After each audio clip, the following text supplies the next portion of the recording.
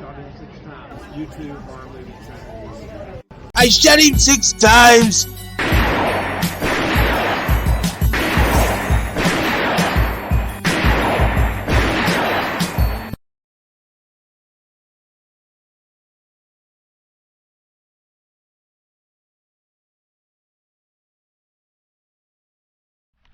What's going on, horror fanatics? Welcome to I shot him 6 times! YouTube Horror Movie Channel. As you know, I'm your host and creator of the channel, Marcus. If you have not done so already, please shoot this video a like. It helps out with the YouTube algorithm a ton. As well as if you're a new viewer to this channel, please shoot that subscribe button as well as that notification icon so you get all the latest content updates to the channel. As well as if you would like to become a member to the channel, shoot over to the channel dashboard, shoot that join button and choose what level membership best works for you. Okay everyone, so in this video, I'm going to be talking about 2 new clues that could point to the return of Stu Macher. Now, these are 2 clues that just came to my attention via 2 good friends and subscribers of mine.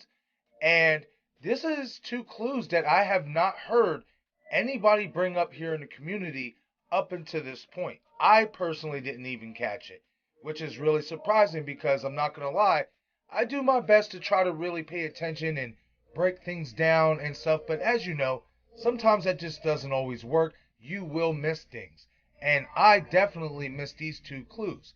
So, the first clue that we're going to talk about is from a piece of dialogue in the Ghostface shrine when the projector gets turned on. Now, this piece of evidence and clue was brought to my attention by fellow subscriber Andrew Reinhardt, as he sent me an Instagram message saying, "Hey bro, love your YouTube channel. Did you notice the dialogue in Richie's movie in the shrine had the exact same dialogue from Casey's kill in Scream 1996? That means someone who was actually there is still alive because only 3 people knew what was actually said. I'm just saying, LOL, hashtag StuTrain." So this is definitely a clue that I didn't catch initially. So I went back, I did my due diligence, and I went back and rewatched that scene. And long and behold, Andrew is definitely right. The exact dialogue that is in the beginning of Richie's movie is from dialogue from Scream 1996. So I'm going to play it here for you guys, and then I'm going to chime back in and explain why this is all important.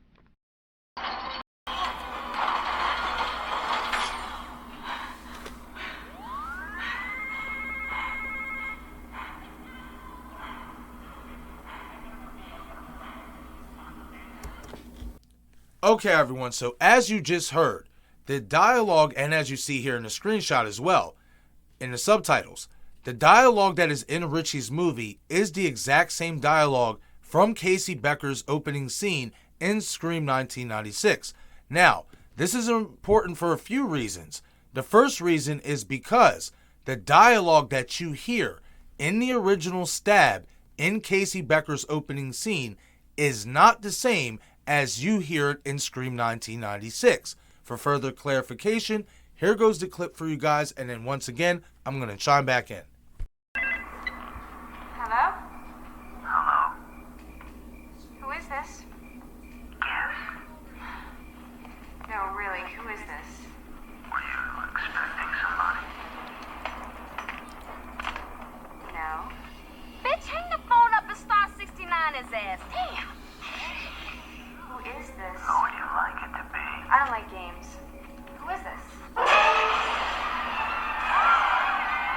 out back. Do you see your boyfriend anywhere? I don't even have a boyfriend right now. Would you like one?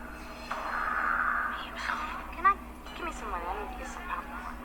You got money. I got my money. I asked for your money. What do you say?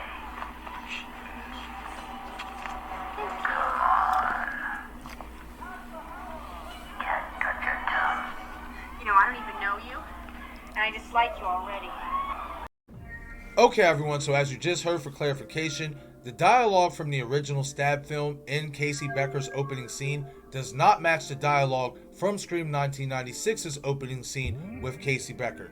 The reason why this is important when it pertains to Richie Kirsch's movie, having that piece of dialogue about "don't hang up on me again or I'll gut you like a fish," is because the only way that Richie would know that piece of dialogue is if somebody from the original film, from that opening scene, told him that piece of dialogue. Because Richie, as a Stab fan, would only know dialogue from the Stab films. And being that Casey Becker's opening scene in Stab, the original, does not match what we hear in Scream 1996 in Casey Becker's opening scene, causes for me to believe that the only real reason, or who, what, where, how, and why Richie knows about this piece of dialogue is if somebody from that opening scene with Casey Becker in the original Scream told him about that piece of dialogue, told him what was said to Casey Becker. And there was only 3 people who knew that piece of dialogue: Billy Loomis, Stu Macher, and Casey Becker. Casey Becker and Billy Loomis are long gone. That leaves Stu Macher. And there are some of you out there that believe Stu is still dead. I am one of those that actually still believe he's alive. And I believe that this is a clue that could pertain to him actually being alive. Because how else would Richie know that piece of dialogue, especially if the dialogue from Scream 1996 does not match the dialogue that we hear in Casey Becker's opening scene in the original Stab? Something that I think we should all be taking into account and thinking about for sure. Another thing to take note of as well is that if Stu Macher is alive and is running the Stab subreddit that Richie and Amber met on, this would make a lot of sense as to how Richie would know that piece of dialogue from the original Scream film, because Stu would have been the one to tell him about it. Okay, so the second clue I'm going to talk about came from my good friend Eric from The Bearded Entertainment. He brought this to my attention when me and my good buddy Destin from Destination Station were doing a Scream live stream on Sunday night, and Eric hit me up in the chat box and was like, "Hey man, if you want somebody else to come on the stream, I'll definitely come on." Plus, I actually found another Stu Macher clue, and that clue would turn out to be as well in the Ghostface shrine when Detective Bailey is going on his spew to Samantha, and shortly after talking about how the bond between a father and his first son and all that stuff, and Ethan stabs Samantha. Right in between that, in that sequence, you can hear Stu Macher's voice playing in Richie's movie saying, "My mom and dad are going to be so mad at me." For further clarification, I have the clip here. I have it volumed up to the max, so you guys listen in real close. And if you listen in real closely, you can definitely hear this piece of dialogue in the background. So of course I'm going to play it, then chime back in and give you guys my opinion on why this piece of dialogue is in this scene at this moment. She's finally starting to get it. Now! It wasn't until I saw that photograph of what you'd actually done to him that I knew. And I knew you had to fucking die. You had to be punished, along with anyone else who stands in our way. There she Okay everyone, so as you just heard, you can hear Matthew Lillard's voice as Stu Macher saying, "My mom and dad is going to be so mad at me," in Richie Kirsch's video that is playing on the projector. Why this is important is because, again, just like with the previous clue I talked about, how would Richie know about that piece of dialogue when in Stab? And now, again, I will say this anyway. I'll give it this. We don't know the dialogue in the ending of the original Stab. We never got to that point of the movie. However, the only people who were involved in that final act scene in Scream 1996 that would have heard Stu Macher say that is Sidney Prescott, Stu himself, and Billy Loomis. Some would say Gail, but you have to keep in mind, Gail was still knocked out on the porch at that point, so she wouldn't have even heard that. And I'd like to think Sidney wouldn't have been involved in giving the movie for Stab any piece of dialogue, any clues in reference to that, because when Gail showed up in Scream 2 trying to get an interview with her and Cotton Weary and also talk about, everything since the events of Scream 1996, Sidney ended up decking her in her face again. So that tells me right there that Sidney had nothing to do with the Stab movies being made, didn't give them any information on what was said, what have you. That's how I take it. So, the fact that Richie, once again, has a piece of dialogue that only Stu Macher would be able to give him, being that Stu Macher was there in that final act scene, and obviously he is the one who uttered those words about his parents being mad at him. Billy Loomis is long gone. He can't tell Richie this. He can't tell Richie anything. The only person who could give Richie this piece of dialogue is Stu Macher himself, because he was in the original Scream film, as we all know. Now again, we don't know what that piece of dialogue sounds like at the ending scene of the Stab movies, but I'd like to think if the opening scene dialogue from Stab the original was vastly different from the dialogue in Scream 1996, then I'd like to think that Stu Macher's ending scene dialogue would be a little bit different, if not all different, at the same time. So guys, I definitely do think these clues are pointing to the return of one Stu Macher. Why else would Richie Kirsch have these pieces of dialogue, actually have Stu speaking in the background of his movie?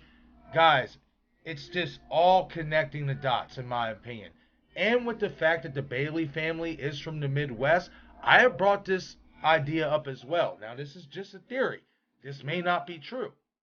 But the Bailey family could very well be family of Stu Machers that weren't from Woodsboro. They are from out of town.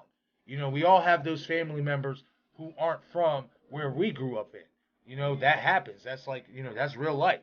So, the fact that the Baileys in so many ways were really heavily influenced by Stu Macher. You had Quinn, who said Stu was her favorite. That's another Easter egg in the shrine. Now you have this clue from the dialogue in Richie's movie. Both of these clues from the dialogue. Guys, some shape, way, or form, Stu Macher is connected to the Bailey/Curse family. And I'd like to think these clues that I have presented to you guys in the video, that Andrew and Eric presented to me, definitely shows that there is a high possibility that Stu Macher could be alive and is going to be making his return to the Scream franchise very, very soon.